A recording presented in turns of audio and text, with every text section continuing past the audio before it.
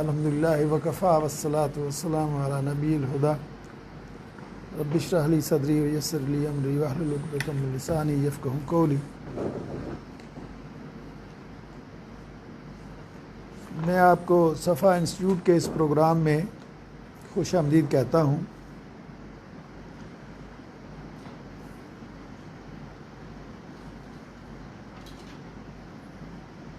اس programme کا تعارف بھی آپ سے کروانا ہے، لیکن اس سے زیادہ غالباً مناسب رہے گا کہ میں اپنا اور ادارے کا تھوڑا سا تعارف کروا دوں۔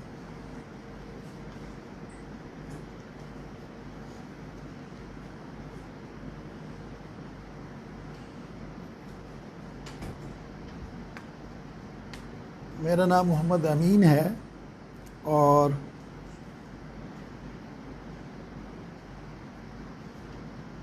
پاکستان سے، سعودی عرب سے، امریکہ سے تعلیم حاصل کی ہے۔ پاکستان میں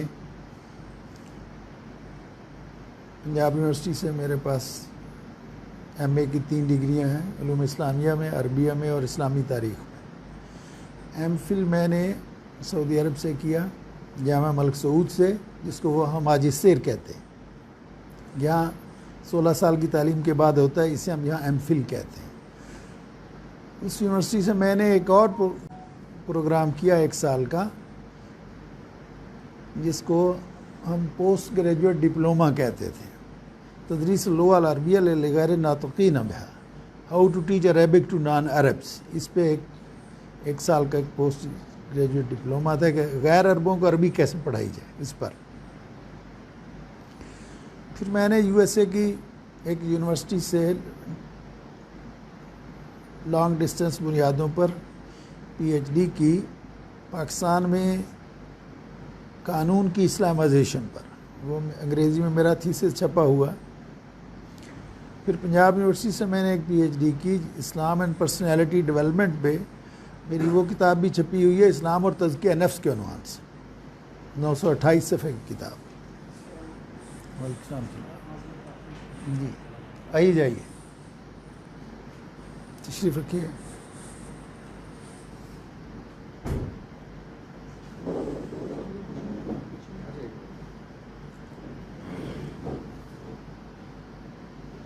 انیس سو 86 میں جب میں سعودی عرب سے واپس آیا، تعلیم مکمل کرنے کے بعد، تھوڑی ملازمت کے بعد، تو ملک کے معاشرے کے جو حالات تھے اس پہ جب ایک نظر ڈالی، اور اس پہ ظاہر ہے سوچنے سمجھنے والا آدمی جو ایک ریسرچ کا طالب علم ہو ان باتوں پر سوچتا ہے، تو مجھے جو بہت سارے اپنے مسائل ہیں سیاسی اور اخلاقی اور دینی اور معاشی، ان میں جو چیز ایک بنیادی نظر آئی وہ یہ تھی کہ ہمارا تعمیر شخصیت کا، جس پر میری پی ایچ ڈی بھی تھی، وہ نظام ٹھیک نہیں ہے۔ ہمارا تعلیم و تربیت کا نظام ٹھیک نہیں، جدید تعلیم کا بھی اور مدرسے کی تعلیم کا بھی۔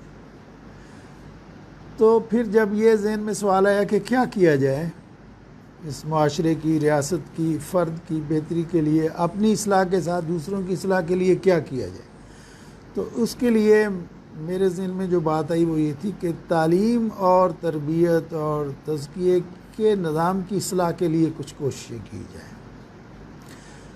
چنانچہ تحریک اصلاح تعلیم کے نام سے میں نے ایک ادارہ بنایا کچھ دوستوں کے ساتھ مل کے، اور بعد میں اس کو ہم نے ٹرسٹ کی صورت میں رجسٹرڈ کروا لیا۔ بنیادی تھیم اس ادارے کی یا اس کام کی یہ تھی کہ جدید تعلیم جو ہے وہ مغرب زدہ ہے، لارڈ میکالے کا نظام تعلیم چلا رہا ہے، اور جو ہماری مدرسے کی تعلیم ہے وہ تعلیم وہ اسلام کا پورا تصور دیتی ہی نہیں، اس نے دنیا کو اس میں سے نکال ہی دیا۔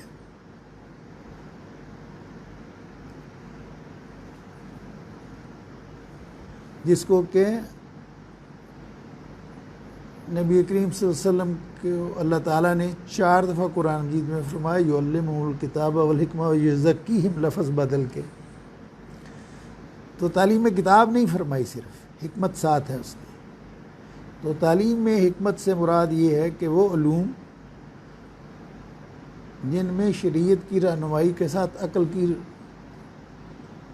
تجربہ اور اس کے استعمال کی بھی ضرورت پڑتی ہے.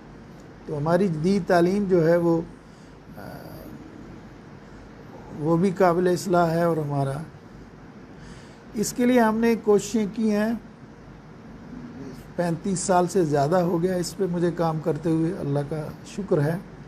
اور اس طرح میں نے کوئی 1 درجن سے زیادہ کتابیں اس پہ لکھی ہیں کہ ان دونوں نظاموں کی اصلاح کیسے کی جائے، ان کی خامیوں کمزوریوں کو دور کیسے کیا جائے. وہ ہماری آن لائن بھی موجود ہیں، جو شوق سے پڑھنا چاہے اور جو دیکھنا چاہے وہ ہم اسے لاگت کی قیمت پر مہیا بھی کر دیتے ہیں. تو اس تعلیم کی اصلاح کے ضمن میں ہمارے ذہن میں ایک خاکہ یہ بھی تھا، ایک تو یہ کہ موجودہ نظام جو ہے اس کی اصلاح کی جائے، لیکن صرف اس کی اصلاح سے یا لوگوں کو بتا دینے سے کہ اس نظام میں یہ خرابی ہے اس کو ٹھیک کر لے، اتنی سے اصلاح ہوتی نہیں ہے. اصلاح کی عملی صورت یہ ہے کہ ہم اس طرح کا ایک ادارہ بنا کے دکھائیں لوگوں کو جس میں یہ بنیادی خرابی جس کا میں نے ذکر کیا اس کو ہم کہتے ہیں تعلیمی ثنویت، انگریزی میں اس کو کہتے ہیں ڈائکاٹومی. یعنی دنیاوی تعلیم میں دین کی تعلیم نہیں ہے، دین کی تربیت نہیں ہے، اور دین کے نام پر جو تعلیم دی جا رہی ہے اس میں دنیا کی تعلیم نہیں ہے. تو ہمارے ذہن میں تھا کہ تعلیمی ثنویت کا کام دور کرنے کے لیے تعلیمی ادارے، ماڈل تعلیمی ادارے بنائے جائیں. ماڈل تعلیمی ادارے سے مراد یہ ہے کہ اس وقت ہمارے ہاں جو تعلیم ہے اس کے 2 ماڈل ہیں. ایک دیوبند کا ماڈل ہے دینی تعلیم کے لیے، اور دنیاوی تعلیم کے لیے علی گڑھ کا ماڈل ہے، جو دونوں ہمارے بزرگوں نے تقسیم سے پہلے پچھلی صدی میں بنائے تھے. وہی آج چل رہے ہیں. جو بھی مدرسہ بنانا چاہتا ہے اسی طرح کا مدرسہ بنے گا، وہی درس نظامی چلے گا. اور جو بھی تعلیم جدید یونیورسٹی کھولے گا اسی طرح کی یونیورسٹی کھولے گی، جس طرح علی گڑھ تھی، جس طرح آج پنجاب یونیورسٹی ہے، قائد اعظم یونیورسٹی ہے، کراچی یونیورسٹی ہے، فلاں یونیورسٹی ہے. یہ دونوں ماڈل ٹھیک نہیں ہیں. اب نیا ماڈل آنا چاہیے جس میں انٹیگریشن ہو علوم کی اور تربیت کی. تو وہ تو ہم معاشرے نے، حکومت نے، چونکہ اس میں ہمارا ساتھ نہیں دیا، جی تشریف لائیں، تو اس لیے اس میں تو ہم کوئی بڑا کام نہیں کر سکے، لیکن ہم کچھ تھوڑا سا کام اس پہ کرتے رہتے ہیں. چنانچہ میں 20-30 سال پہلے سے بھی دینی مدارس کے طلباء کے لیے، خاص طور پر فارغ التحصیل طلباء کے لیے ہم نے کئی کورسز کیے ہیں. 3 مہینے کے، 6 مہینے کے، ایک کورس 1 سال کا بھی کیا وفاقی کالونی میں. اسی طریقے سے جدید لوگوں کو قرآن کی تعلیم دینے کے لیے اور کورسز کے لیے میں خود یونیورسٹیوں میں پڑھاتا رہا ہوں، تو ساتھ یہ بھی کام ہم پرائیویٹ سیکٹر میں کرتے رہے.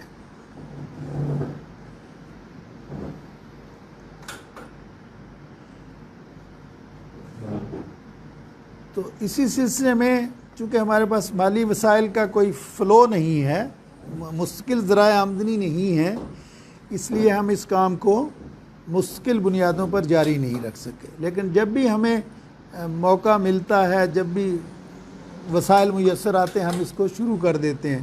چنانچہ ان گرمیوں میں ہم نے سوچا کہ اگر ہم کوئی بڑا ادارہ نہیں جب تک قائم کر سکتے،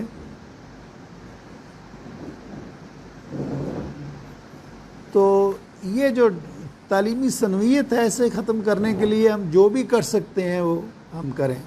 تو 3 کورسز ہم نے اس دفعہ اناؤنس کیے ہیں. ایک اسلام اور مغربی فکر و تہذیب کا، دوسرے اسلام اور تعمیر شخصیت کا، اور تیسرا قرآنی عربی کا.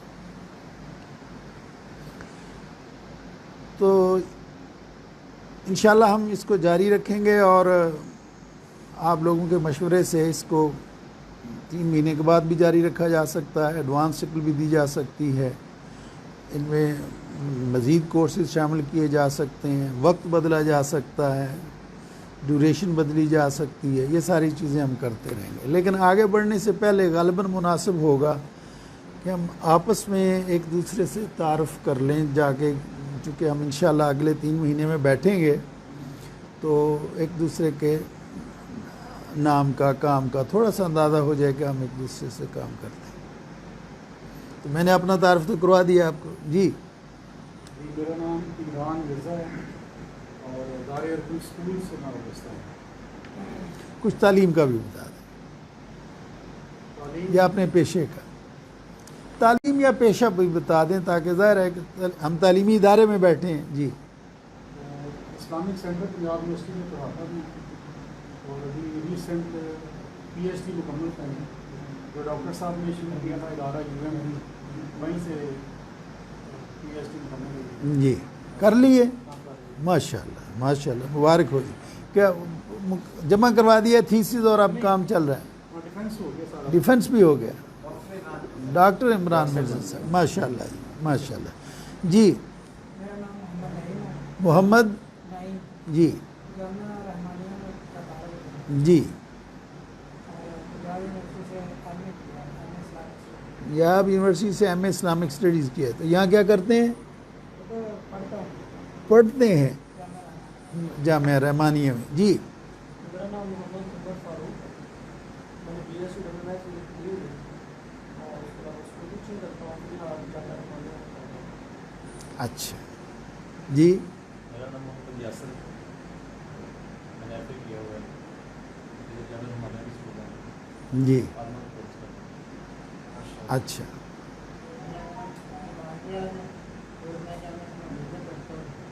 جی ماشاء اللہ. جی قاری محمد حنیف فریدی، MS اسفانیات، مسابقہ لے کر ہوں تجوید کے ساتھ ابتدائی کام پاکستانی تجویدی اصطلاحات کو بین الاقوامی کیا جاتا ہے. جی جی قاعدہ بھی ترتیب دیا ہے.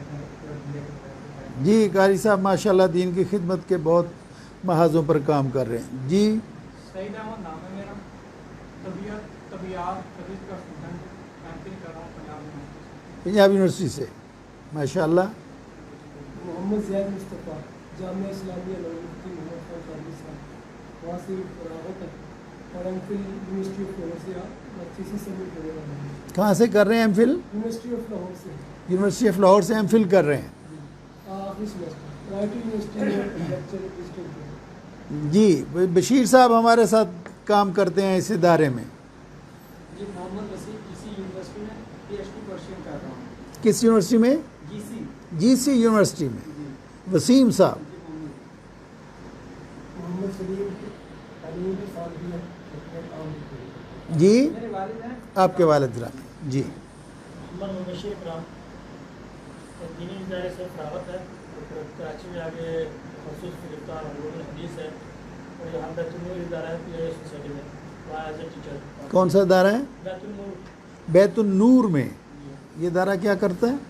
یہ دینی ادارہ ہے بچوں کی جس میں کے اندر دینی اور دنیاوی تعلیم کہ اس کے بعد بچوں کو لیا جاتا ہے میں 6 سال کا میٹرک ہے اور پھر آگے BS تک کی تکمیل ہے. 7 درس نظامی ہے اور 7 BS ہے. ماشاء اللہ. کسی کے ہے یہ؟ جی کسی سوسائٹی میں ہاں PIA سوسائٹی. PIA سوسائٹی میں. اچھا اچھا. جی میرا نام سعید اشرف فاروقی ہے، لا گریجویٹ ہوں اور ریئل اسٹیٹ کے ساتھ میں اپنا بزنس ہے. اچھا ماشاء اللہ. جی عبداللہ نام ہے، ایئر فورس ریٹائرڈ ہوں. GC یونیورسٹی یونیورسٹی بن گئی، وہاں سے گریجویٹ ہوں 86 کی اور اب بھی نالج اسکول سے وابستہ ہوں. نالج اسکول ہے یہاں کوکر. جی میرا نام بلال احمد ہے اور میں پیشے سے میڈیکل ہے اور پچھلے 1.5 سال سے موضوعات سے اچھا چلیے یہ ہو گیا. ہماری بہن کچھ کہنا چاہیں گی؟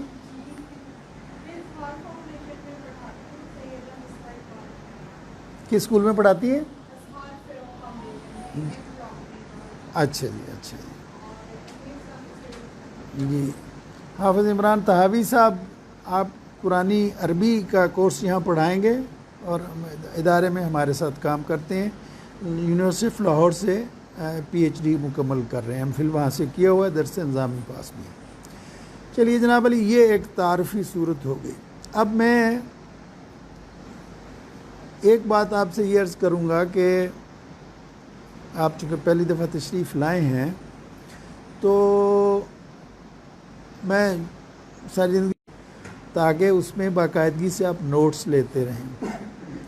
تو اس میں یہ ہے کہ اگر آپ اپنے آپ پر طالب علمانہ پن طاری کریں اور طالب علم سمجھ لیں اپنے آپ کو، تو زیادہ بہتر تو یہ ہوگا کہ آپ جا کے باقاعدہ فیئر کیا کریں اس کو، جس کو مدارس والے تبیید کہتے ہیں. یعنی آپ نے نوٹس لیے، گھر جا کے اس میں تفصیل سے نازی چلیے، ایک آدھ صفحہ لکھ لیا کہ آج کیا سنا ہے. اس سے یہ ہے کہ چیزیں ذہن میں رہ جاتی. تو خالی ہاتھ جیسے آدمی چلتا پھرتا گھومتا ہوا آ جاتا ہے، ایسے نہ آئیں. کاپی پینسل ضرور اپنے ساتھ لے کر آئیں. ہم اس میں آپ کو کچھ ریڈنگ میٹیریل بھی مہیا کریں گے انشاءاللہ. جس موضوع پر گفتگو ہو رہی ہوگی اس موضوع سے متعلق میرا کافی تحریری کام موجود ہے، چھپا ہوا کئی کتابیں ہیں مغربی تہذیب پر بھی، اس پر بھی. تو مغربی تہذیب کی فوری طور پر جو ایک کتاب ہے، آپ لوگوں کے نام، آپ سب لوگوں نے رجسٹریشن فارم بھرا ہے؟ اچھا، آن لائن بھرا ہے. تو عمران صاحب ہمیں کیسے پتہ چلے گا کہ آج کون کون صاحب آئے ہیں؟ اٹینڈنس لینے کا کوئی انتظام کر لیجئے، اور اس سے یہ ہوگا کہ پھر ہم آپ لوگوں کو وہ کتاب جو ہے اس موضوع سے متعلق اسلام اور مغربی فقہ، اس کی ہم آن لائن آپ کو مہیا کر دیں گے، اور اگر کوئی خرید کے پڑھنا چاہے تو ہم لاگت پہ آپ کو مہیا کر دیں. تو نوٹس آپ بنا لیں. میرے خیال میں مجھے جب ہمارے پاس کتاب موجود ہے، لیکچر موجود ہے، تو ہم اسائنمنٹ بنا کے ساتھ ساتھ نہیں میرے ذہن میں دینے کا. دوسری بات یہ ہے کہ اس میں کوئی شک نہیں کہ میرا اپنا تجربہ یونیورسٹی میں پڑھانے ہی کا ہے، لیکن میں یہ سمجھتا ہوں کہ یہ جو کورس ہیں میں اسے کوشش کروں گا کہ بہت علمی نہ رکھوں، بہت ایکڈیمک ٹائپ کا نہ ہو، بلکہ عام فہم ہونا چاہیے. اصل چیز یہ نہیں ہے کہ میرے پاس کتنا علم ہے یا میں اسے کتنا مشکل انداز میں آپ کے فلسفیانہ انداز میں آپ کے سامنے پیش کرتا ہوں. ان دونوں چیزوں سے زیادہ عام یہ ہے کہ آپ کے پلے کچھ پڑھنا چاہیے، آپ کو بات کی سمجھ آنی چاہیے. عام فہم انداز میں آپ کو بات کی سمجھ آنی چاہیے کہ استاد کہنا کیا چاہتا ہے، بتانا کیا چاہتا ہے. تو جو چیز وہ بتانا چاہتا ہے وہ آپ کو سمجھ آ جائے.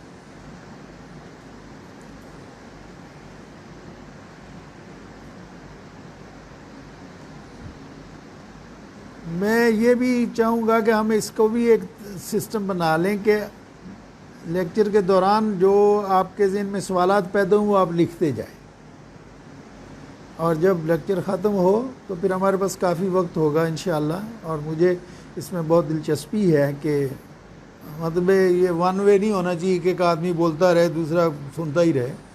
ہم آپ کو بولنے کا موقع دیں گے، سوال کرنے کا. میں ہمیشہ اپنی کلاس میں، یونیورسٹی میں بھی اس چیز کو انکریج کرتا ہوں ہمیشہ کہ لوگ زیادہ سے زیادہ سوال کریں، زیادہ سے زیادہ موضوع کے بارے میں سوچیں اور بات کریں. ایک دو چیزیں میں چاہوں گا کہ اس میں آپ سے ابھی مشورہ کر لیے جائیں. پہلی بات تو یہ ہے کہ کیا یہ وقت موزوں ہے یا ہم اسے عصر کے بعد کر دیں؟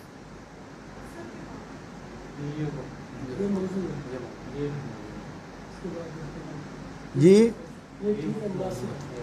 مغرب کے بعد ہونا چاہیے. اکثریت کی رائے کیا؟ مدارس مدرسے والے کیا کہتے ہیں؟ مغرب کے بعد ٹھیک ہے. بہن کی اور میری رائے اقلیت کی ہے، ان کی ماننی پڑے گی. اکثریت کی رائے یہ ہے تو مجھے اپنی سہولت یہ ہے کہ عصر کے بعد ہو.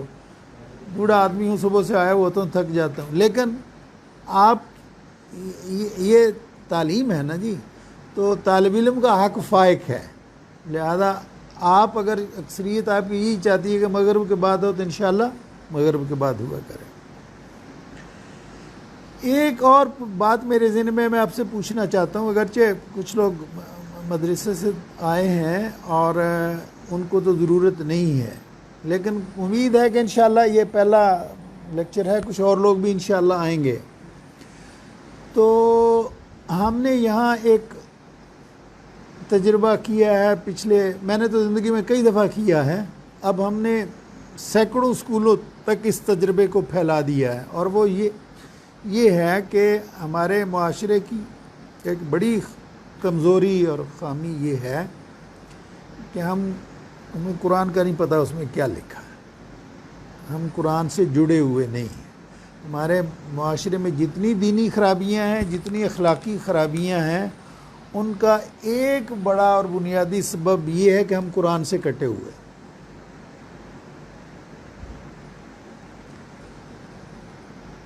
اندازاً کوئی 60% لوگ ایسے ہیں جو قرآن پڑھ لیتے ہیں ناظرہ پاکستان میں، لیکن جو لوگ قرآن کو جو ٹھیک نہیں پڑھتے وہ بھی کافی بڑی تعداد ان کی بھی ہے جو ٹھیک نہیں پڑھتے، لیکن وہ تو تعداد بہت ہی کم ہے، آٹے میں نمک کے برابر بھی نہیں ہے جو لوگ قرآن کو سمجھ کے پڑھتے ہیں، غالباً 1% بھی نہیں۔ میں سمجھتا ہوں کہ اس سے بڑی ناکامی دینی قوتوں کی نہیں ہے کہ پاکستانی معاشرے کے 1% لوگ بھی قرآن کو سمجھ کر نہیں پڑھ سکتے۔ تو میرے ذہن میں ایک خاکہ تھا، ایک سوال تھا، وہ آپ کے سامنے میں رکھتا ہوں، اگر آپ کہیں گے تو ہم کریں گے ورنہ نہیں کریں گے۔ وہ یہ ہے کہ میرا طریقہ تدریس یہ ہے قرآن مجید کے پڑھانے میں، ترجمہ سکھانے میں، کہ روزانہ 15 منٹ یعنی فی سبق 15 منٹ دیے جائیں۔ کتنے جی؟ 15 منٹ۔ 15 منٹ میں صرف ایک آیت پڑھائیے، 15 منٹ میں صرف ایک آیت پڑھائیے۔ لیکن میرا عمر بھر کا تجربہ یہ ہے، کئی دفعہ کیا، حال ہی میں کیا ہے، اپنے اس دفتر میں کیا، کہ 4-5 مہینے میں ایک پارہ اگر پڑھ دیا جائے تو باقی سارا قرآن بھی 70% آپ کو سمجھ آنا شروع ہو جاتا ہے۔ ہمارا پڑھانے کا طریقہ ایسا ہے، اس وقت میں اس میں نہیں جاتا کہ ٹیکنیکس ہماری کیا کیا ہیں، لیکن ایک پارہ اگر کوئی ہمارے طریقے سے پڑھ لے 4 مہینے میں، 4.5 مہینے میں ایک آیت روز پڑھے تو اتنا ہو جائے گا، تو اس سے آپ میں ترجمہ کرنے کی، یہ نہیں کہتا میں آپ کا ترجمہ رٹنا نہیں ہے، ترجمہ کرنا آ جائے گا آپ کو، قرآن مجید کا باقی کا بھی ترجمہ کرنا آ جائے، اور اس میں گرامر بھی رٹنا نہیں ہے۔ تو اگر آپ کی خواہش ہو، ظاہر ہے مدرسے کے طلباء جو ظاہر ہے پہلے ہی سے عالم ہیں، ان کی شاید ضرورت نہ ہو، باقی لوگ اگر چاہیں تو ہم ہر سبق کے شروع میں 15 منٹ دے سکتے ہیں۔ اس سے یہ ہوگا کہ مغربی تہذیب تو آپ پڑھیں گے سو پڑھیں گے، لیکن آپ اگر یہ 3 مہینے پڑھ لیتے ہیں یا اگر اس کو بعد میں بھی کنٹینیو کرتے ہیں تو آپ کے ہاتھ میں ایک ہنر آ جائے گا، علم طریقہ آ جائے گا، آپ کو قرآن پڑھنا آ جائے گا، قرآن کو سمجھنا آ جائے گا۔ تو اس کام کو اس کام کا حصہ بنایا جائے یا نہ بنایا جائے، یہ بھی آپ سے مشورہ ہے، کیا رائے ہے آپ کی؟ جی اس کے لیے علیحدہ کوئی ٹائم ہے؟ یہ علیحدہ کلاس تو ہے ہی، وہ کرے گی نا، نہیں آپ نے مدرسے والے لوگ چھوڑیے، یا جو لوگ نہیں دین کو نہیں جانتے، لازمی رکھا جائے۔ نہیں ایک آدمی کی رائے نہیں ہے، میں تو اپنی رائے بھی نہیں کر رہا ہے جی،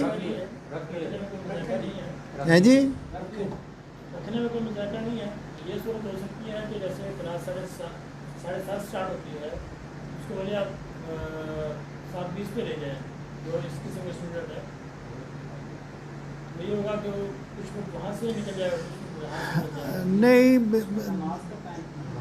نہیں نماز کا وقت ہے، نماز مغرب کی نہیں۔ دیکھیے مشورہ ہی ہوتا ہے نا۔ اب یہ ہے کہ غالباً میرا اندازہ یہ کہ آدمی جو پہلے سے عربی جانتے ہیں ان کی یہ ضرورت نہیں ہے، اور وہ بھی کافی ہیں، 1 2 3 4 5 ان آدمیوں کی تو ضرورت نہیں ہے۔ سیکھتے رہتا ہے، ہم نے شرح پڑے گا، کوئی حرج نہیں ہے، نہیں تو ہم وقت ضائع نہیں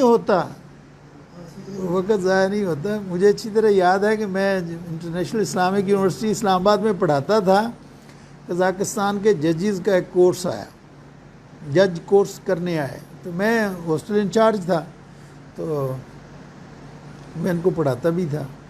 اللہ جنرل نصیب کرے، ڈاکٹر محمود احمد غازی صاحب میرے دوست تھے، ہمارے ڈائریکٹر جنرل تھے۔ میں نے انہیں کہا تو وہ کہنے لگے یار نہ کرو۔ میں نے انہیں کہا کہ ان لوگوں کو نماز نہیں آتی،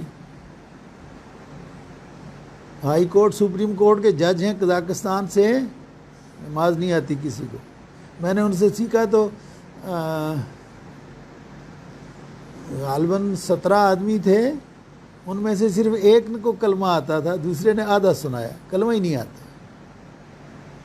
روس کے زیر اثر رہے نا، 70 میں فارغ ہوئے، تو ماحول ابھی بھی ویسا ہی ہے، کلمہ ہی نہیں آتا۔ صرف ایک بچے نے ٹھیک کلمہ پڑھا، جج نے، لڑکے تو نہیں کہنا چاہیے، ہائی کورٹ سپریم کورٹ کے جج۔ تو بھائی صاحب کہنے لگے یار ان میں CID کے بھی ہوتے ہیں۔ میں نے کہا جی ہم کوئی کون سا غیر شرعی غیر قانونی کرنے لگے ہیں۔ تو انہوں نے مجھے انکریج نہیں کیا، لیکن اس کے باوجود میں نے مناسب سمجھا کہ میں نے ان کو نماز، اب ان کو نماز کیسے پڑھائی، جیسے ہم کورس میں پہاڑے پڑھتے نا بچے، 1 دوڑی 2 دونے 4، تو اس طریقے سے الحمدللہ ساری کلاس گئے الحمدللہ رب العالمین، ساری کلاس گئے رب العالمین۔ کورس میں اس کو بڑی مشکل سے مہینہ ایک لگا کے صرف الحمد ان کو سیدھی کروائی۔ تو میں نے ان سے کہا کہ آپ قرآن کیوں نہیں پڑھ، نماز کیوں نہیں پڑھتے؟ کہتے جی وقت نہیں ہے۔ میں نے کہا وقت کیوں نہیں ہے؟ کہتے ہیں جی ڈھانچہ یہ ہے کہ وقت ضائع ہوتا ہے نماز پڑھنے سے، اس لیے نماز پڑھنے کی اجازت نہیں ہے۔ تو سوئے صاحب کہ یہ 15 منٹ ہمارے انشاءاللہ ضائع نہیں ہوں گے، اور اتنا ہی ہے کہ 10 منٹ میں ہم نے 1.5 گھنٹہ اس کے پروگرام کے لیے رکھا ہے نا، 7.5 منٹ میں اپنا کام کر دیتا ہوں، 7.5 منٹ آپ اپنے سوالات کا کام کر دیں، تو 15 منٹ میں آپ کا یہ مسئلہ حل ہو جائے گا۔ تو انشاءاللہ یہ بھی ہم اس کو کر لیا کریں گے۔ اگلی بات، اگلا کام شروع کرنے سے پہلے ایک سوال میرے ذہن میں یہ ہے کہ آج ہے اتوار، ہفتہ 2 تاریخ، کل اتوار کو 3 ہے، اگلی اتوار کو عید الاضحیٰ ہے، اور صبح عید ہے اور شام کو ہفتے کی کلاس۔ تو ہفتے اتوار کی کلاس ہوگی یا نہیں ہوگی، یہ بھی آپ سے مشورہ کرنا ہے۔ نہیں کرنی چاہیے، ٹھیک ہے، لوگ مصروف ہوں گے، شہر سے باہر چلے جائیں گے، کچھ ہوگا، اگلے ہفتے اتوار کو کلاس نہیں ہوگی، ٹھیک ہے جی۔ چلیے یہ بات بھی ہو گئی۔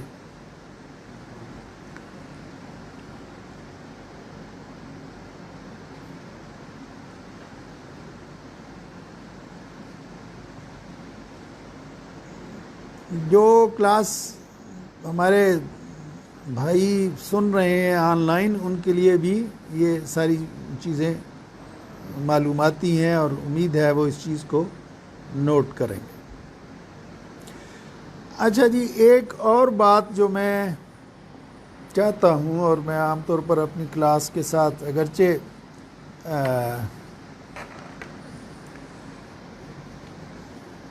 میں نے جو کورس جس کا اعلان کیا ہم نے صفا انسٹیٹیوٹ کے ویب سائٹ پر، اس میں انگریزی میں ہمارے ویب سائٹ بنانے والے نے انگریزی پہلے ڈال دی، میں نے تو اس کو اردو میں پہلے لکھ کے دیا تھا، تو اس میں اردو میں ڈالنا شروع کیا تھا ہم نے۔ امید ہے کہ اس نے کورس کو اردو میں بھی نہیں ڈالا ہوگا، نہیں ڈالا ہوگا تو میں کوشش کرتا ہوں کہ ہم اس ساری چیزوں کو اردو میں ڈال دوں۔ اس میں نے لکھا ہوا ہے کہ ہمارا کورس ڈیٹیل کیا ہے، ہم کن ٹاپکس پر گفتگو کریں گے، یہ اس میں لکھا ہوا ہے۔ لیکن اس کے باوجود میں چاہوں گا کہ یہ جو ہمارا کورس ہے مغربی فکر اور تہذیب کا، اس کے بارے میں آپ کیا سوچتے ہیں، اس کے بارے میں آپ کے ذہن میں کیا سوالات ہیں؟ یعنی میں نے تو اس میں اپنے ٹاپکس لکھ دیے ہیں کہ ہم ان ٹاپکس پر گفتگو کریں گے، ظاہر ہے میرے ذہن میں اس کا خاکہ ہے، میں نے اس میں لکھ دیا ہے، آپ اس کو بھی ذرا دیکھیں۔ لیکن اس کے ساتھ میں ہمیشہ یہ اپنی کلاس میں یہ کہا کرتا ہوں کہ آپ اس سوچ میں میرے ساتھ شامل ہو جائیں۔ ظاہر ہے آپ جس معاشرے میں ہم ہیں، ہم مغربی فکر اور تہذیب سے کچھ نہ کچھ اس کے بارے میں جانتے ہیں، کچھ نہ کچھ اس کے بارے میں سوچتے ہیں، اس کے بارے میں کچھ نہ کچھ ہماری رائے ہوگی.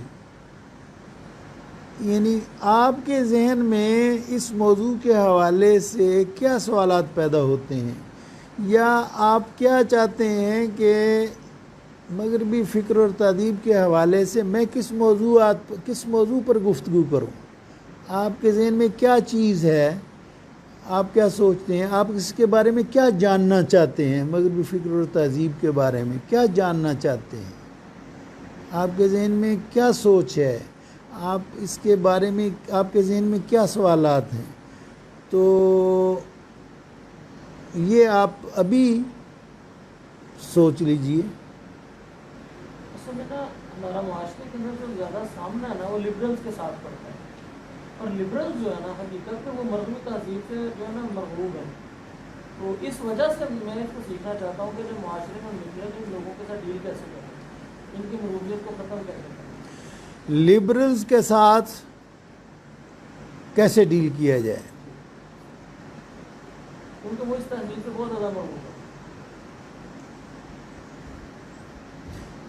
آپ کا اسم گرامی کیا ہے؟ عمر فاروق. عمر فاروق صاحب کہہ رہے ہیں کہ ان کے ذہن میں ایک سوال یہ آتا ہے کہ معاشرے میں لبرلز کے ساتھ جو لبرل فکر رکھتے ہیں، لبرلزم کے قائل ہیں، اپنے آپ کو کہتے ہیں یا نہیں کہتے، لیکن ان کا رویہ، ان کی سوچ لبرلزم سے متاثر ہے، تو ان کو ہم کیسے سمجھائیں کہ ان کا رویہ غلط ہے؟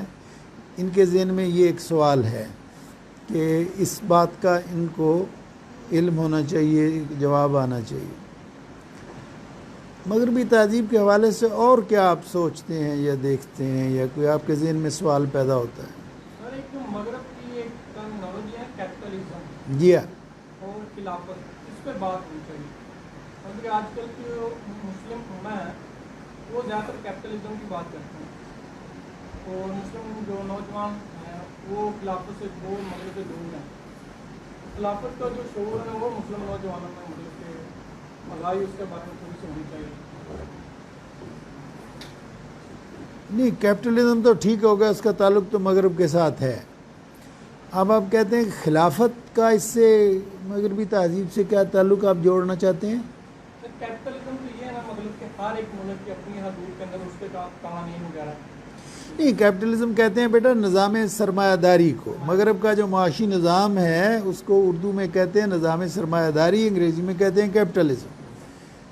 یہ ایک بہت بڑا ایشو ہے جی ہاں، مغربی سرمایہ داری کا. خلافت کے حوالے سے آپ کا سوال مجھ پر واضح نہیں ہوا. میرا سوال یہ ہے کہ خلافت کا جو مطلب کہ سوالات جو مسلم نوجوانوں کے ذہن میں آ رہے ہیں ان پہ تھوڑا سا مغرب کو شعور دینا چاہیے مسلم نوجوانوں. خلافت پہ جو کمپیریزن کر کے کہ کیسے یہ زیادہ وضاحت ہوگی. کیپٹلزم کا جمہوری خلافت نہیں، خلافت اور جمہوریت کہہ لیں. جی ہاں جی ہاں جی ہاں جی. اور کوئی بات؟ اس خطے میں ابتدا کیسے ہوئی؟ مغربی فکر کیسے آیا؟ مغربی فکر کی ہمارے خطے میں ابتدا کیسے ہوئی؟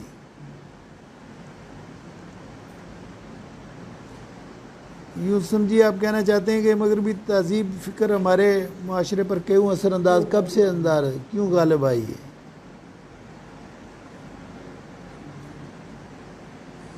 اور کوئی سوال، اور کوئی موضوع، کوئی چیز؟ سب سے پہلے یہ کہ دوسروں کو بتانے سے پہلے ایک مغربی افکار اور نظریات کا جو گہرائی میں مطالعہ ہے وہ ہمیں اگر ہم لوگوں کو بتانا چاہتے ہیں تو سب سے پہلے وہ کرنا پڑے گا تاکہ ہمیں پتہ ہو جو ہمارے سامنے کفر ہے وہ کیا ہے، تب ہم دوسروں کو جو بتا سکیں. تو اس کے لیے اردو میں جتنا بھی لٹریچر ہے جو کہ اس کی ابتدا بتاتا ہے اور اس کے اثرات بتاتا ہے، اسپیشلی وہ والا لٹریچر جو کہ دونوں کو الگ الگ کرتا ہے، جہاں پہ اسلام کو اور مغرب کو، تاکہ ہمیں دونوں میں فرق پتہ چل سکے، ہم اس میں فرق کر سکیں. مغربی فکر اور نظریات ہیں کیا؟ جی بنیادی طور پر جب تک وہی نہیں پتہ ہوگا ہم آگے اس کو رد کیسے کریں گے. مغربی افکار اور نظریات ہیں کیا؟ پہلے ہم ان کا مطالعہ کریں تاکہ ہم ان کو سمجھ سکیں پھر ان کا رد کر سکیں. فلسفے کا اس کا مغربی فکر اور فلسفہ.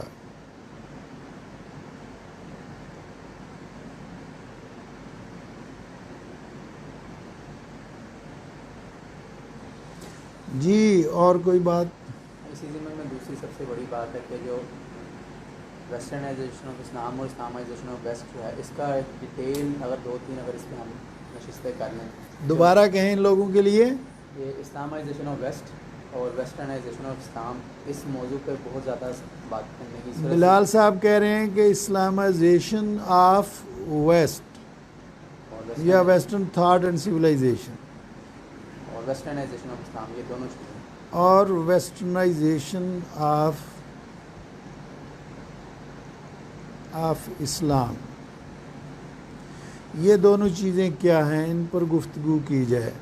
اور یہ جو شیرلٹن نارتھ کا جو ڈاکومنٹ تھا سول ڈیموکریٹک اسلام، اس کے پس منظر میں اس کو پھر آگے چلایا جائے، کیونکہ اس کے بعد سے یہ ساری چیزیں جو ہے وہ زور پکڑ رہی ہیں، جس کی وجہ سے متجددین جتنے بھی ہیں بہت سارے پھر جو ہے اسی فکر کو لے کے چل رہے ہیں کہ وہ ویسٹ کے تمام جو ہے افکار و نظریات کی اسلامائزیشن کر رہے ہیں، کہ ابھی جتنے بھی افکار ہیں ان کی آپ کو جانتے ہیں کہ ویسٹرنائزیشن کر رہے ہیں. تو اس کا ایک گہرائی میں مطالعہ اور اسپیشلی اس میں جتنا مواد اگر مل سکے پڑھنے کو، وہ علیحدہ علیحدہ پھر ہمارے سامنے کر دیں. جو یہ چونکہ انگریزی میں اصطلاحات بات کر رہے ہیں، تو جو اگر کسی کو اس کی وضاحت نہیں ہو رہی تو بلال صاحب کہہ رہے ہیں جی کہ 2 چیزیں ہیں، Islamization of western thought and civilization, یعنی مغرب کی فکر کو اسلامی بنا کر پیش کرنا.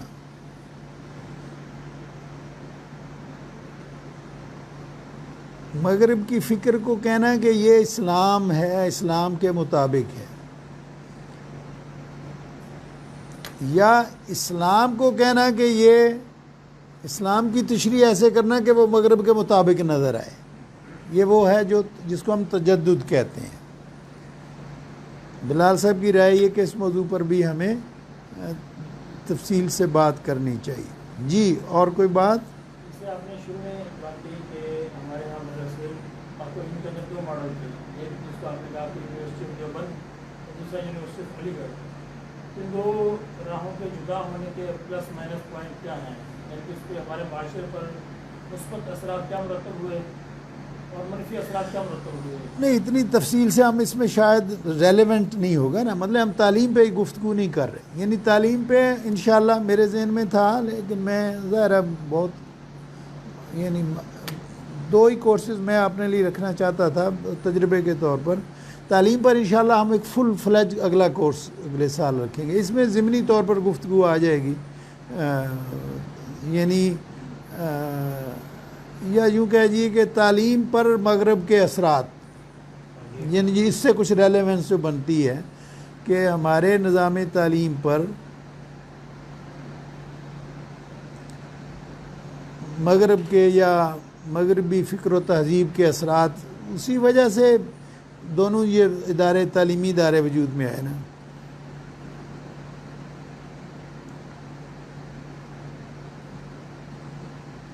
اور کوئی بات جی؟ سر معاشرتی اور ہمارے جو گھریلو اقدار ہیں یا جو ہماری اسلام کی جو اقدار ہیں ان پہ ان کا کتنا اثر اور اس کا سدباب کیا ہے مغربی فکر و تہذیب کا؟ ہماری معاشرت پر مغربی فکر اور تہذیب کے اثرات کیا ہیں اور ان کا سدباب کیسے کیا جا سکتا ہے؟ اس معاشرتی میں پھر ہمارے گھریلو بھی ہیں، ہمارے آپسی بھی ہیں، ہاں معاشرت میں آ جائے گا نا، معاشرت میں یہی چیزیں آتی ہیں یا فیملی اور دوسری چیزیں. دیکھیں نا جی ماشاءاللہ آپ نے سوچنا شروع کر دی ہے ان باتوں پہ، اور کتنے اچھے پوائنٹ جو ہیں وہ آپ لوگوں نے سوچے ہیں. اور سوچئے جی. سائنس کا مین رول ہونا چاہیے. جو مغرب میں جو زیادہ تر ترقی کی ہے وہ سائنس کی ضرورت کی تھی. اسلام جیسے ہی سائنس کے نظام میں پیچھے رہا مسلمان زوال کا شکار ہوا. مغرب کی سائنسی ترقی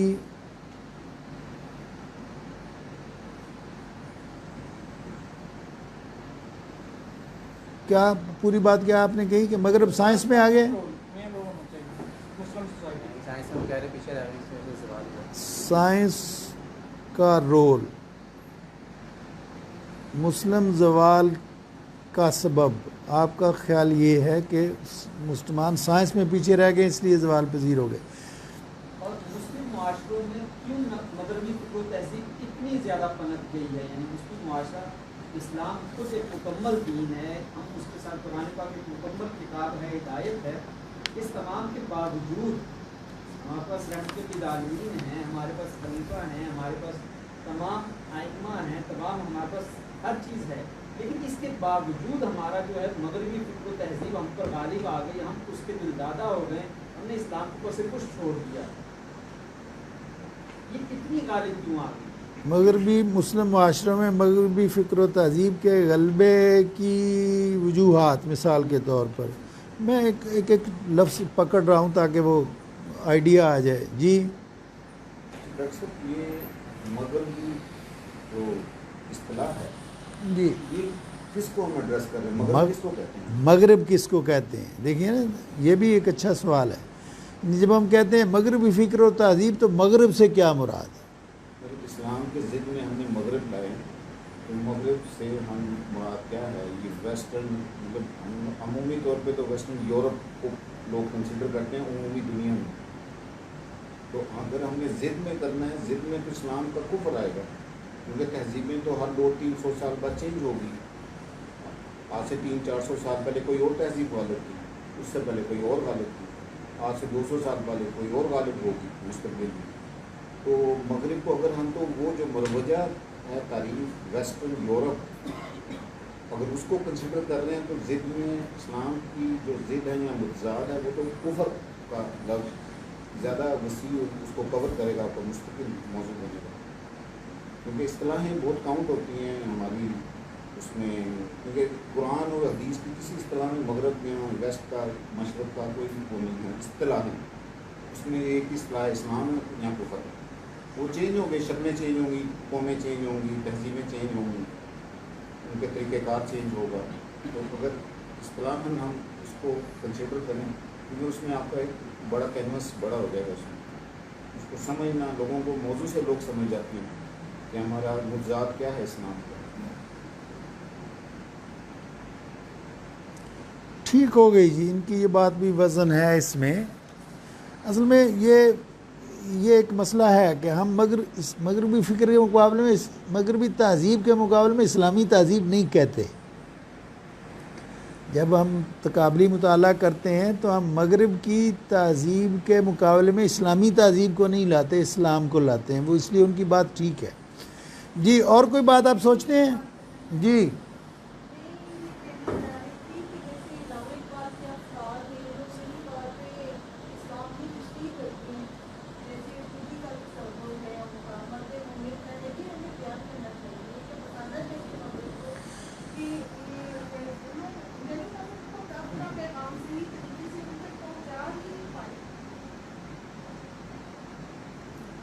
مغربی تہذیب کے حوالے سے اقبال کا کردار اور اسے مغرب تک پہنچانا،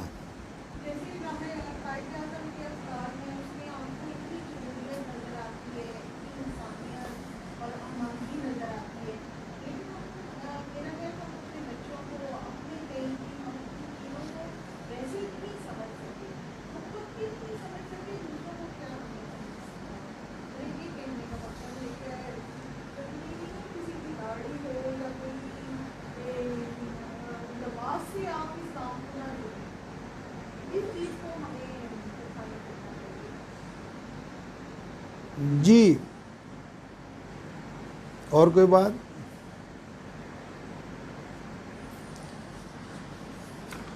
چلیے، آپ کے ماشاءاللہ یہ سوال اچھے ہو گئے۔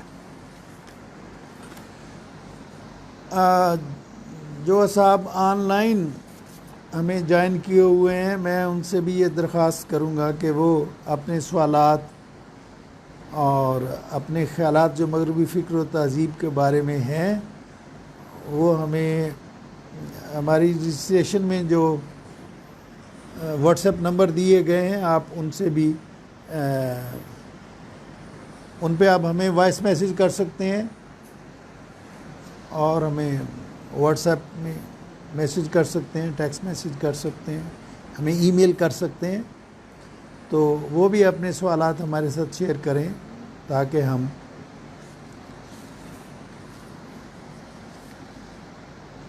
ان کی آراء بھی ہمارے ساتھ شامل ہو جائے.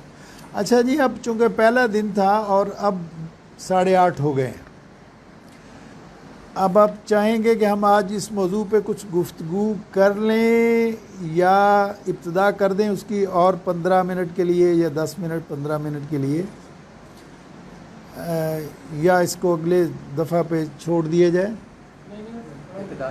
کچھ ابتدا کر لی جائے. ترجمہ جو آپ نے کہا وہ کروا دیں، برکت بھی ہو جائے گی. اور اچھا چلیے، تو آپ کے سامنے عمران صاحب نے یہ رکھا ہوا ہے.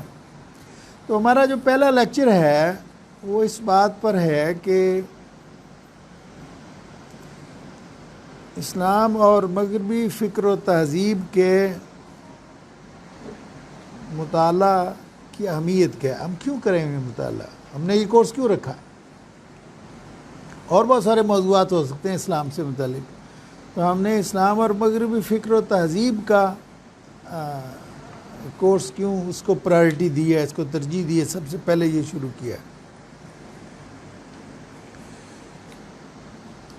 اس کی وجہ میرے نزدیک یہ ہے کہ یہ دیکھیے ہر عہد کا ایک چیلنج ہوتا ہے.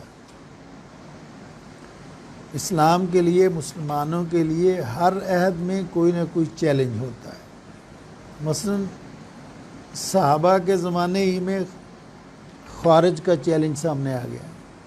ہاں جی، بعد میں ہم دیکھتے ہیں کہ یونانی فکر اور تہذیب کا چیلنج سامنے آ گیا اور معتزلہ کا وجود سامنے آیا. پھر آپ دیکھتے ہیں کہ یہ منگول جو تھے وہ حملہ آور ہو گئے، انہوں نے سقوط بغداد ہو گیا، مسلمانوں کے بے شمار ممالک کو تہس نہس کر دیا. وہ زمانے کا ایک بڑا چیلنج تھا. تو ہر زمانے میں اسلام کو اور مسلمانوں کو کسی نہ کسی بڑے چیلنج کا سامنا کرنا پڑتا ہے.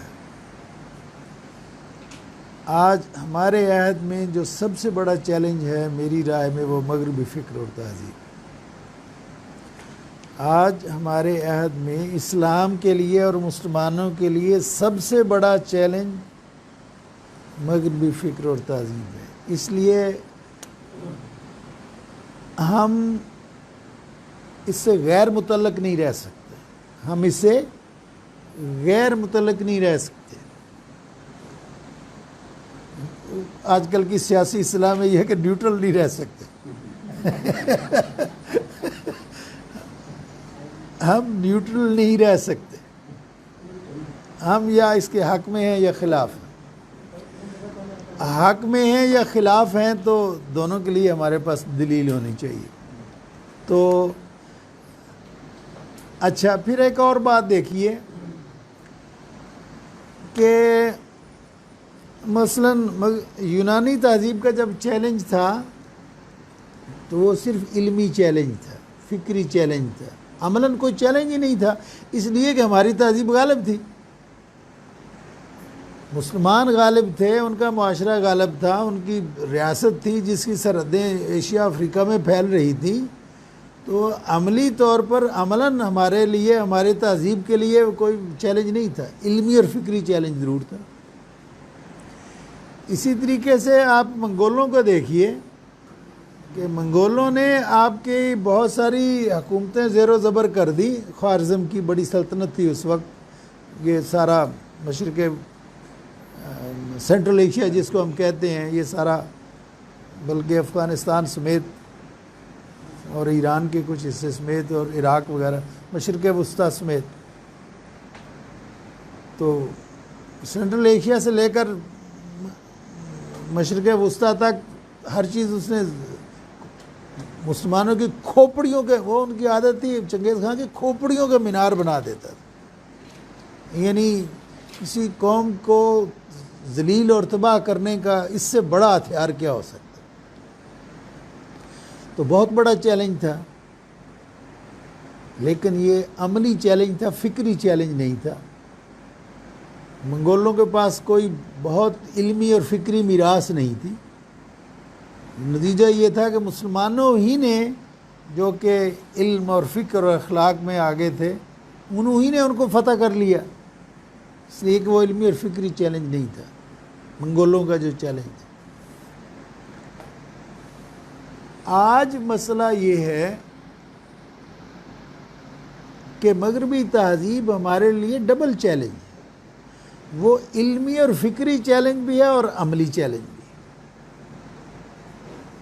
وہ علمی اور فکری چیلنج بھی ہے، جیسے بھی آپ کہہ رہے تھے کہ اس نے ہمارے دیکھتے، ہماری کوششوں کے باوجود ہمارے معاشرے میں نفوذ کر لیے، ہر آدمی اس سے متاثر ہے، ہمارا ہر ادارہ اس سے متاثر ہے۔ اور عملی چیلنج بھی ہے، اس نے پہلی جنگ عظیم کے بعد سارے مسلمان ممالک کو غلام بنا لیا، اور آج بھی امریکہ کی مرضی کے بغیر نہ کوئی نیوٹرل بھی نہیں رہ سکتا۔ تو اس لیے یہ جو تہذیب ہے یہ ہمارے لیے بہت بڑا چیلنج ہے مسلمانوں کے لیے، اور آج کا کوئی مسلمان، کوئی مسلمانوں کی جماعت، مسلمانوں کا کوئی گروہ، مسلمانوں کا تعلیمی اور علمی اور فکری ادارہ اس سے مستغنی نہیں ہو سکتا، اس کو اگنور نہیں کر سکتا۔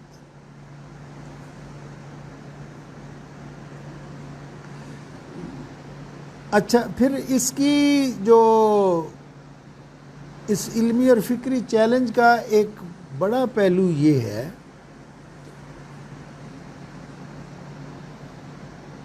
کہ یہ مغرب کی جو فکر اور تہذیب ہے یہ اسلام سے مختلف ہے، نہ صرف مختلف ہے بلکہ اس کے متضاد ہے، اس کے برعکس ہے، اس کے الٹ ہے۔ ہم تفصیل سے آگے دیکھیں گے وہ کیسے ہے، لیکن بہرحال اس تہذیب کی ایک، اس کا کریکٹرسٹک یہ ہے، اس تہذیب کی ایک کیفیت یہ ہے، اس کی خاصیت یہ ہے کہ یہ اسلام سے مختلف ہے، اسلام کے مخالف ہے، اس کے اپوزٹ کھڑی ہے۔ اتنا بھی نہیں ہے، اس سے آگے بڑھ کر اس فکر اور تہذیب کے جو علمبردار مغربی اقوام ہیں، یورپ اور امریکہ جسے ہم کہتے ہیں، یورپ اور امریکہ، جیسے ابھی ہمارے اجازی صاحب نے سوال اٹھایا کہ اس سے ہماری مراد کیا ہے۔ اس سے ہماری مراد ہے وہ فکر اور تہذیب جس کا علمبردار یورپ ہے اور امریکہ ہے، اور آج آسٹریلیا بھی ہے، اور اس کے ساتھ دوسرے اس کے الائیز اور حلیف بھی ہیں، جیسے اسرائیل ہے، ہندوستان ہے، دوسرے ممالک ہیں۔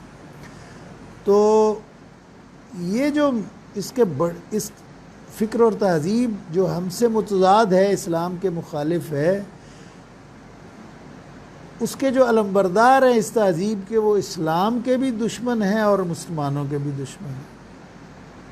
اس میں کوئی شک نہیں ہونا چاہیے کسی کا، اس لیے کہ یہ گراؤنڈ ریالٹیز۔ ان قوموں نے، یعنی برطانیہ، فرانس، اٹلی،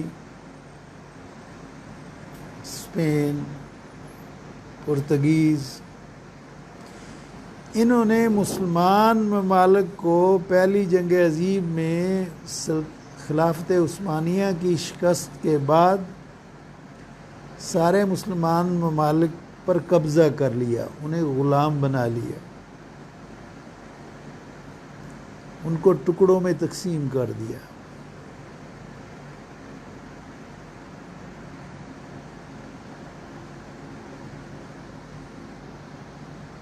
اور ان کے بس میں ہوتا تو وہ کبھی ہمیں اپنی غلامی سے آزاد نہ کرتے۔ وہ بہت ہوشیار قوم ہے. جیسے میں نے کہا کہ وہ علمی فکری طور پر بھی بہت مضبوط ہیں، تو انہوں نے اس کا پورا انتظام کرنے کی کوشش کی، پوری پلاننگ کی کہ یہ مسلمان ہمیشہ ان کے غلام رہیں اور اس میں کامیاب بھی رہے. یہ اللہ تعالیٰ نے ہماری کچھ مدد کی ہے. ٹھیک ہے، ہمارے ہاں بھی مزاحمت ہوئی، سارے مسلمان ممالک نے، یعنی کسی نے اس غلامی کو قبول نہیں کیا، مزاحمت ہوئی، سیاسی سطح پر بھی ہوئی اور بہت سی جگہوں پر بھی عملی مزاحمت بھی ہوئی. لوگ لڑے ہیں اس کے خلاف، لوگوں نے جانیں دی، جہاد کیا، بہت سے ممالک میں جہاد کیا. ہمارے ہاں جہاد شروع میں ایک ہلکی سی کوشش ہوئی 1857 میں، اس کے بعد سے ہم یہ جو پاکستان بنا ہے اور یہ سب کچھ ہوا ہے، یہ ہمارے یہاں سیاسی لڑائی ہوئی ہے. اس سیاسی لڑائی کو انہوں نے، پاکستان ہم نے سیاسی لڑائی سے جیتا. لیکن بہت سارے ملکوں میں، الجزائر میں، انڈونیشیا میں، بہت سارے ملکوں میں، لیبیا میں، مراکش میں عملی لڑائی ہوئی، جہاد ہوا ان کے خلاف. تو انہوں نے ہمیں مستقل غلام بنائے رکھنے کے لیے جو پلاننگ کی ہے، اس میں مثلا بر صغیر کے حوالے سے آپ دیکھ لیجئے کہ انہوں نے ہمارا نظام تعلیم ختم کر دیا، ہمارا نظام تعلیم ختم کر دیا. ہمارا نظام تعلیم، مسلمانوں کا نظام تعلیم آپ کو پتہ ہے کہ ہمیشہ سے ہمارے اسلاف کی ماشاءاللہ فراست تھی کہ انہوں نے اس کو گورنمنٹ میں نہیں دیا، پبلک سیکٹر میں نہیں جانے دیا. ہمارے اسلاف نے تعلیم ہمیشہ پہلی صدی ہجری سے علماء کے ہاتھ میں رہی ہے، اسکالرز کے ہاتھ میں رہی ہے اور پرائیویٹ سیکٹر میں رہی ہے. حکومتیں اس کی مدد ضرور کرتی تھیں لیکن حکومتوں کے ہاتھ میں نہیں تھی. تو انہوں نے بر صغیر میں آپ دیکھیے کہ انہوں نے جتنے، یہ جس کو آج کل ہم ٹرسٹ کہتے ہیں، ٹرسٹ یا انڈاؤمنٹ کہتے ہیں، تو ہندوستان میں اس وقت وقف کہتے ہیں. وقف کی جمع ہوتی ہے اوقاف. یہ جو محکمہ اوقاف ہے یہ وہی چلا آ رہا ہے. تو مسلمانوں کے جتنے مدارس تھے، جتنے تعلیمی ادارے تھے، وہ وقف تھے. بادشاہوں نے، امیروں نے گاؤں دیے ہوئے تھے ساتھ، یا لوگوں نے پراپرٹی دی ہوئی تھی، اور کھاتے پیتے خوشحال عمرا وزراء سب اس میں حصہ ڈالتے تھے. تو نظام تعلیم تھا بہت اچھا، بہت افیکٹو اور معیاری. اور ایک جو اعداد و شمار ہمیں میسر ہیں، کوئی بر صغیر میں انگریزوں کے آنے سے پہلے کوئی 80-85% لٹریسی ریٹ تھا آپ کا، اور مدارس کی کثرت تھی تعلیم کی. انہوں نے اس ان ٹرسٹ جو تھے، جو انڈومنٹ تھے، ان سب کو قبضہ کر لیا. ان کو کہا کہ ہم جاگیر، ان کے کاغذ ہمیں دو، ہم آپ کو اس کو سرٹیفائی کرنا چاہتے ہیں. اور وہ سارے کاغذ لے لیے، سارے جتنے اوقاف تھے سارے ضبط کر لے. اور جتنی معافیاں تھیں، جس کو آج کل ٹیکس ایگزیمپشن کہتے ہیں، ان کو کہتے تھے اس معنی میں معافیاں. تو وہ جتنی معافیاں تھیں، جتنے اوقاف تھے، وہ سارے انگریز نے ضبط کر لیے. اور مدارس کے پاس کوئی ذریعہ آمدنی نہیں ہے، مدارس بند ہونا شروع ہو گئے. حکومت پر انہوں نے پہلے ہی قبضہ کر لیا ہوا تھا. دوسرا انہوں نے یہ کیا کہ آپ کی زبان بدل دی، آپ کی زبان بدل دی. آپ کی زبان اس وقت فارسی تھی، مغلوں کا زمانہ تھا، وہ ہمایوں آیا ایران سے تو وہ فارسی ساتھ لے آیا. بہرحال حکومتی زبان فارسی تھی تو ملک کی زبان فارسی ہو گئی. آپ کی قومی زبان یا علمی زبان جس کو کہنا چاہیے، یہ اردو کی پیدائش سے پہلے کی بات. تو انہوں نے فارسی کو اور اردو کو بدل کے انگریزی کو بنا دیا. نتیجہ کیا ہوا کہ جتنے لوگ، انہوں نے کہا جی نوکریاں ملے گی صرف انگریزی پڑھنے والوں کو، تو فارسی پڑھنے والے سارے بے روزگار ہو گئے. تو آپ نے محاورہ سنا ہے، پڑھے فارسی بیچے تیل. پڑھے فارسی مطلب یار نون تیل بیچ کے گزارا کر سکتے، روٹی کر سکتے ہو. بیوروکریسی میں آپ کے لیے کوئی جگہ نہیں ہے، سروسز نہیں ہے، ملازمت نہیں ملے گی کوئی آپ کو. تو جتنے عالم تھے وہ فارغ ہو گئے، ان کے لیے ملازمتوں کا سلسلہ بند ہو گیا۔ سر سید کے پاس ایک ہی بڑا جو اس کے پاس بازار وہ جو سمجھتا تھا پلس پوائنٹ ہے وہ یہی تھا کہ مسلمان تاجر زیادہ نہیں تھے، تجارت میں ہندو زیادہ تھے، بنی زیادہ تھے، تو اس نے کہا کہ میں نے علی گڑھ اس لیے بنایا تاکہ مسلمانوں کو ملازمتیں مل سکیں۔ اس کے ذہن میں جو بات تھی، اس کے نقصانات الگ ہیں، وہ اور بات ہے۔ تو بات یہ ہو رہی تھی کہ اس نے یہ سب کچھ کیوں کیا؟ اچھا، اس سے پہلے انہوں نے ایک اور کوشش کی تھی، انہوں نے عیسائیت پھیلانے کی کوشش کی تھی۔ بڑی تعداد میں پادری لوگ یہاں آ گئے۔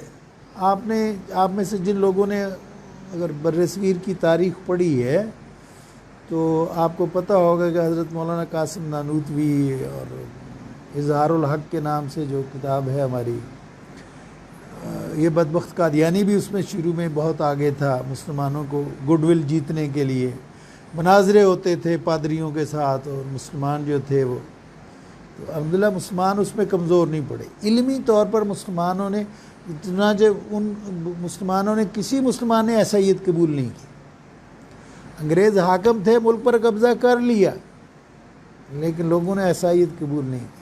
مسلمان علماء جو تھے، ہماری جو اسکالرشپ تھی وہ کمزور نہیں پڑی، انہوں نے ان کو شکست دی علمی طور پر پادریوں کو۔ تو پھر انہوں نے کیا کیا؟ وہ رپورٹ بڑی معروف ہے جو لارڈ مکالے نے پھر پیش کی 1832 میں۔ اس نے کہا، ان لوگوں نے سوچا، ظاہر ہے وہ سوچنے والے لوگ تھے، ہوشیار لوگ تھے، کہ ہم مسلمانوں کو قابو نہیں کر سکے، ہم ان کو عیسائی نہیں بنا سکے، ان کو کیسے قابو کریں؟ تو وہ مختصر سی رپورٹ ہے چند صفحات کی جو چھپی ہوئی ہے، اردو انگریزی میں ملتی ہے اردو بازار میں۔ تو انہوں نے یہ کیا کہ اس نے کہا کہ ان کو تعلیم کا نظام بدل دو، مذہب ہم ان کا نہیں بدل سکے، ان کا تعلیم کا نظام بدل دو، اس سے یہ ہوگا کہ یہ ہماری تہذیب کے قریب آ جائیں گے، اس کی پیروی کرنے لگ جائیں گے، اس کا شوق ان کو ہو جائے گا، تو ہماری تہذیب کے ذریعے ہم ان کو مغلوب کر لیں گے۔ چلیے نام ان کا محمد رہے، احمد رہے، ہمیں اس سے کیا فرق پڑتا ہے؟ اگر ایک آدمی کا نام احمد، غلام احمد ہے، غلام محمد ہے، پیروی مغربی تہذیب کی کرتا ہے، محمد کی غلامی عملاً نہیں کرتا، یا عبد السلام ہے کسی کا نام، تو اسلام کوئی بھی نہیں ہے، نام عبد لکھا ہوا ہے، تو اس سے کوئی فرق نہیں پڑے گا۔ تو اس نے کہا کہ یہ ہماری تہذیب ان کو فتح کر لے گی، نام ان کے اسلامی رہے، مسلمان رہنا چاہتے تو رہے، ہمارا کیا۔ یہ اس کی اسکیم تھی تعلیم کے ذریعے اس ہماری مسلمان قوم کو مفتو کرنے کی، اور اس نے کر لیا، اور ہم ہی لوگوں نے، سر سید جیسے لوگوں نے اس کی حمایت کی، اس کا ساتھ دیا۔ تو آج بھی ہم سو کالڈ آزادی لیے ہوئے 70 سال ہو گئے، 75 سال ہو گئے ہیں، غلام کے غلام ہیں، ذہنی طور پر آج بھی ہم مغرب کے غلام، اس لیے کہ اس نے